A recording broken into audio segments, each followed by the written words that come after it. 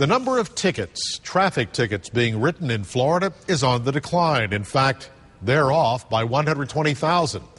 Whitney Ray explains it could be a side effect of the economic downturn. Soyan Johnson is an out-of-work mechanic. Can't afford your motor to go bad on you, so you got to keep the maintenance on your vehicle. Besides keeping the engine in his 82 Chevy in tip-top shape, he also keeps a close eye on his driving to avoid a ticket. I pay a little bit more attention on the road for your lights and different things like that. You don't speed as much. Cash-strapped drivers are making Florida's roads safer. 420 fewer people died in car accidents last year. 120,000 fewer traffic tickets were issued. FHP has only seen a slight decrease in the number of tickets its troopers are issuing. Does admit the roads are getting safer. It's because of the education and enforcement efforts of law enforcement, but it goes way beyond that.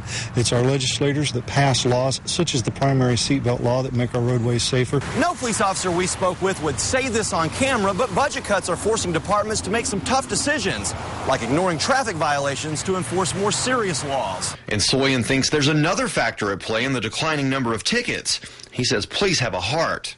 Cops, they understand. They are, before they're officers, they're people too. But whether it's sympathetic police or cash-strapped drivers, the decline in tickets is hurting the state budget.